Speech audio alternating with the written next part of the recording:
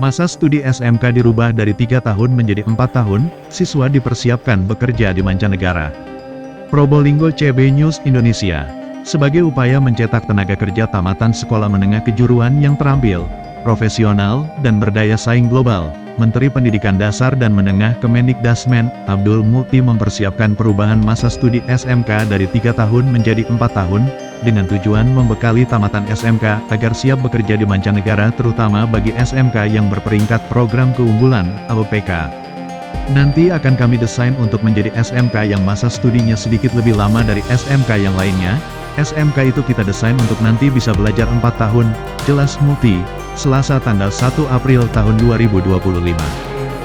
Pernyataan pers kami bertiga, tadi baru saja kami menandatangani sama MOU antara Kementerian Pendidikan Dasar dan Menengah dengan Kementerian Ketenagakerjaan, dan juga perjanjian kerjasama antara Kementerian Pendidikan Dasar dan Menengah dengan Kementerian Perlindungan Pekerja Migran Indonesia.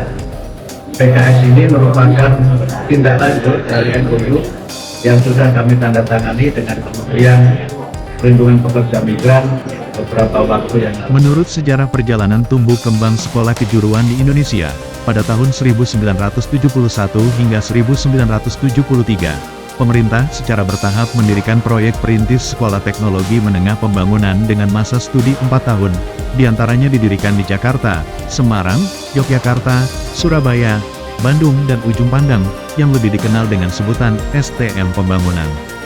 Saat itu SMK berbasis teknologi masih menggunakan label STM, dan dipastikan tamatan STM Pembangunan dengan masa studi 4 tahun, memiliki keunggulan di bidang praktek keterampilan lebih tinggi daripada STM pada umumnya.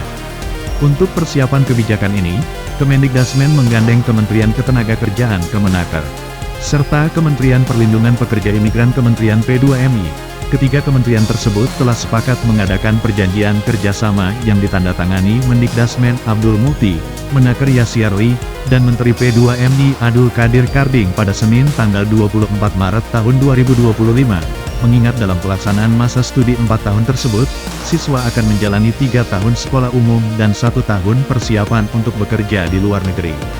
Pada saat yang sama, Abdul Mukti juga menyampaikan perjanjian kerjasama itu merupakan tindak lanjut nota kesepahaman, yang beberapa waktu yang lalu telah ia tanda tangani bersama Kementerian P2MI. Sedangkan kerjasama dengan pihak Kemenaker, bahwa dalam pelaksanaan kebijakan ke depan dibutuhkan praktek lanjutan bagi siswa selama 1 tahun, di Balai Latihan Kerja BLK di bawah pengelolaan Kemenaker.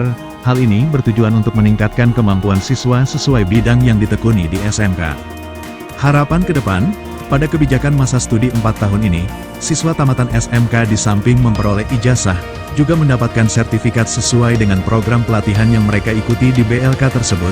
Mamat Abdullah dan Gogon Harum, koresponden CB News Indonesia mengabarkan dari kota Probolinggo, Jawa Timur. Kami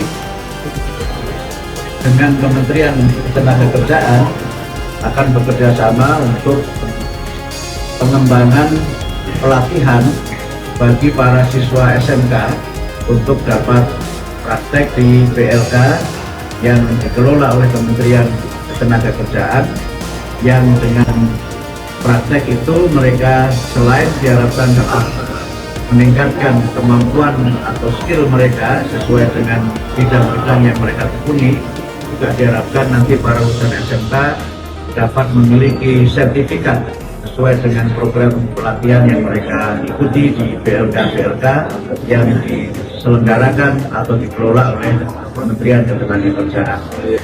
Kemudian dengan Kementerian Perlindungan Pekerja Migran, kami nanti akan bekerjasama untuk menyiapkan lulusan SMK yang siap untuk bekerja di mancanegara, dan kami merencanakan SMK-SMK kita, terutama SMK yang sudah berperingkat PK, program keunggulan itu, nanti akan kami desain untuk menjadi SMK yang masa studinya sedikit lebih lama dari SMK yang lainnya.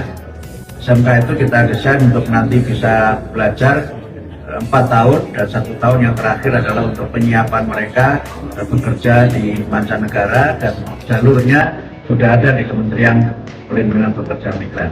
Saya kira itu sebagai pengantar dari